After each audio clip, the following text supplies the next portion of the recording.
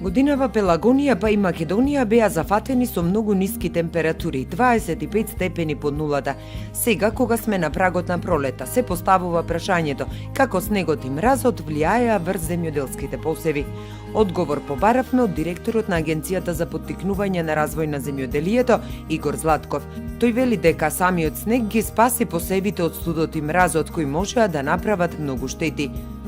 Што е тоа што случуваше во претходниот период? Значи имаме зима која што не се памети веќе 5 или 10 години, односно краткотрајни минусни температури од минус 25 степени Целзиусови и појава на подолг период од температура од минус 10 до минус 16 степени Целзиусови. Тоа не е поволно за некои култури во Република Македонија, затоа што сме навикнати да користиме култури кои што не си толерантни на ниски температури. Но го останува веќе збор кај житата, ако направиме анализа по култури, жита се толерантни на ниски температури и тоа пченицата до минус 20 степени Целзиусови, додека јачменот до минус 12 степени Целзиусови. Ова е само во случај кога не користиме селекционирани сорти кои што се потолерантни на ниски температури, со што се зголемува толерантноста за дополнителни 8 степени Целзиусови. Но и во овој случај, иако не користеа некои од земјоделските стопанства селекционирани и сертифициран саден материјал, сепак немаме штети, затоа што по завршување на зимата, односно по завршување на ниските температури, од тоа што го видовме на терен немаме штети кај пченицата и јачменот. Тоа што следува по натамошниот период и што е професионален стручен совет до сите земјоделски стопанства кои што произведуваат житарица е да започнат со вештачко ѓубрење, односно ѓубрење со вештачки ѓубрива, кои што се пред се азотни ѓубрива и процент на азот достапен во ѓубривото да биде од 26 до 46 степени Целзиусови, како што е калциум амонитрат, шалитерата, тарана, како што ја вика народот и така натаму.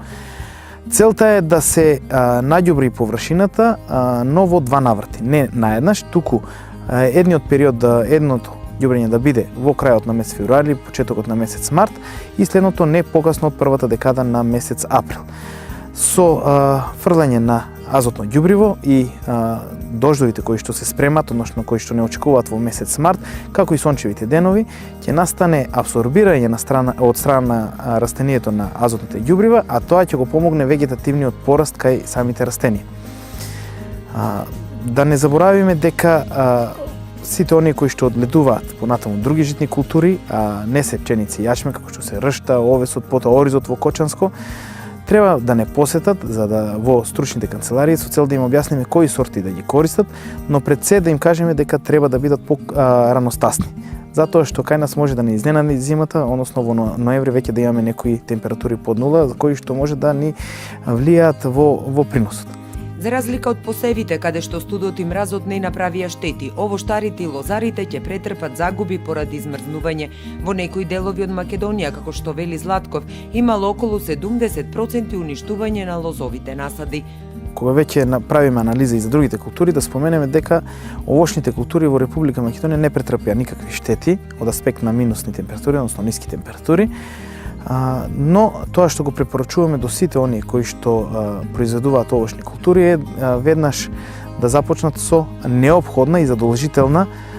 маслена апликација, односно третирање со маслени пестициди, а тоа се фунгициди и инсектициди. Уште еднаш да споменам дека тоа е неопходно и задолжително третирање и се вика се уште и зимско третирање. Кај лозовите насади имаме штети и тоа во некои места во Република Македонија и тоа значителни штети, како што е на пример во Централна Македонија, по течението на реката Вардар, кај што е најголемиот дел, односно регион за производство на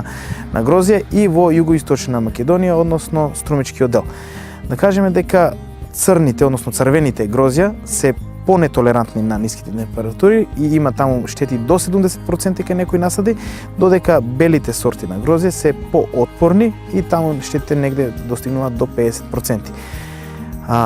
Во неколку наврати, во медиуми и во средбите кои што ги имаме со земјоделците преку трибини и во посета на земјоделските стопанства, ги советувавме да не избрзуваат со резидбата, односно да нема рана резидба, туку да почекаат да настане резидбата и после месец февруари.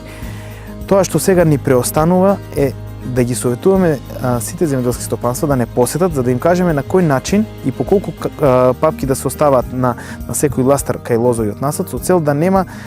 поголеми штети и да имаме принос кој што може да биде приближно очекуваниот во текот на сезоната од 2017 година. Во Струмичкиот регион видливи биле штетите направени кај зелката, односно имало мрзнење на зелка која се одгледува на отворено. И градинарските култури беа подложни на ниски температури, претежно во делот кај Валандо, Струмица, Гевгелија, Дојран, каде што сите оние кои што произведуваат зелка на отворено претрпеа штети. Освен во случајот кога имавме користење на селекциониран сертифициран саден материјал за зелка која што е толерантна на ниски температури, но кај оние кои што одгледуваат пиперка, салата и зелка во затворено, да споменеме дека сите оние кои што не ги контролираат топлотниот режим, односно условите во оранжерија, пластеник или стакленик,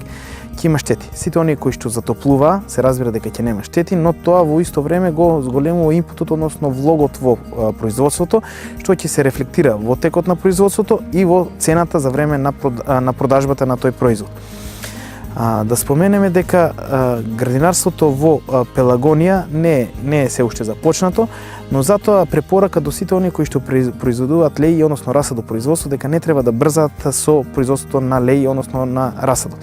Причина е затоа што во текот на денот точно е дека сонцето е силно, имаме сончева инсолација, неколку часа во текот на денот со добро сонце и добра топлина, но во текот на ноќта имаме минусни температури до минус 3 степени Целзиус. Тие минусни температури во текот на ноќта можат да предизвикаат нертливост, односно ртливоста кај семињата да се намали или пак оние растенија кои што се веќе поникнати да настане огинување. Препорака до сите оние кои што произведуваат расад е да настане откривање на леите во текот на денот, кога имаме добро сонце и топол воздух, а во текот на ноќта да настане со сигурност да имаме покривање со полиетиленско платно. И дополнително на тоа е покривање со прегорено арско ѓубриво, кое што го контролира топлотниот режим, но во исто време е извор за појава на плевели, кое што пак може да се контролира со примена на пестициди. Ја искористивме приликата да прашаме и колку досега тутун е откупен од годинешната реколта, со оглед на тоа што откупот трае до 15 март. Тутунот во Република Македонија се уште не е откупен во целост. Законски тутунот завршува со откупот на 15 март. Од планираните 25 милиони 600 илјади килограми на тутун, во моментот се откупени 24 милиони 963 илјади 884 килограми со просечна откупна цена од 197 килограми и 197 денари по килограм, и на тоа да додадеме дека ќе имаме 60 денари субвенции по откупен килограм, кој што е предаден во откупен центар регистриран во Министерството за земјоделство, шумарство и водостопанство за откуп на тутун. И дека секој советодавец кој што е вработен во Агенција за поттикнување на развој на земјоделството стои на располагање на било кое земјоделско стопанство да излезе на терен и стручно да му објасни кога треба да започне со растопроизводство, затоа што во тек ќе биде и исклучувањето на договорите со откупните претпријатија кои што се регистрирани во МЗШВ со цел да започнат навремено со растопроизводство, но под стручна контрола од страна на советодавците од АПРЗ. И покрај проблемите кои ги донесе снегот во делот на земјоделството, тој е благодет кој ни гарантира дека во наредниот период ќе имаме залихи на вода, кои то како се потребни во аграрот, вели Златков.